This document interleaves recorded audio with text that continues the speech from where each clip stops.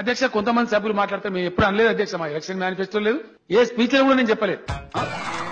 ఇంటికి ఉద్యోగం ఇస్తామన్నారు. ఇది అయితే అధ్యక్ష అన్నమా మేము ఎక్కడన్నా టీఆర్ఎస్ ఎక్కడ చూపెడతారా మా స్టేట్మెంట్? కుటుంబంలో ఒక్కలకు ఉద్యోగం కూడా కల్పిస్తామని చెప్పి కుటుంబంలో ఒక్కలకు ఉద్యోగం కూడా కల్పిస్తామని చెప్పి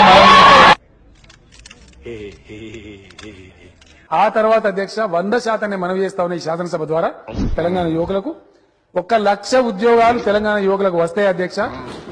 మనం చాలా కార్యక్రమాలు పెట్టుకున్నాం, అందులో ఎవరికి ఎటువంటి అనుమానం అవసరం లేదు. డెఫినెట్ గా 1,00,000 ఎంప్లాయ్మెంట్ రాబోయే 2 సంవత్సరాలలో తెలంగాణ యువతకు వస్తుందని చెప్పి నేను హామీ ఇస్తా ఉన్నా అధ్యక్ష. ఎవరు బెంబేలెత్తాల్సిన అవసరం లేదు. నేను కుండ బద్దలు కొట్టినట్టు గతంలో చెప్పిన అధ్యక్ష మళ్ళీ చెప్తా ఉన్నా. అయ్యా చదువుకుంటే ఉద్యోగాలు అడిగినా మీ ప్రభుత్వాలు ఇచ్చేటి ఎన్నండి? ఇన్నేళ్ళు ఇప్పుడు 60 ఏళ్ళు జరిగింది. ఎన్ని ఇచ్చిన ఉద్యోగాలు? ఎన్ని కోట్ల మందికి ఇచ్చినండి ఉద్యోగాలు? ఇస్తారా? సాధ్యమవుతుందా? ప్రభుత్వ గ్యాంబిట్ ఎంత? ప్రభుత్వ ఉద్యోగాలు ఇచ్చేటువంటి లిమిట్ ఎంత మనకు తెలియదా? ఎందుకు అమాయకత్వం నటించాలి? చదువుకునే ప్రతి ఒక్కరికి, కాలేజీలో చదువుకునే ప్రతి ఒక్కరికి గవర్నమెంట్ ఉద్యోగం ఇస్తారా అధ్యక్ష? సాధ్యమైతే ఏ ప్రభుత్వంతో అవుతుందా? అయ్యే పనేనా?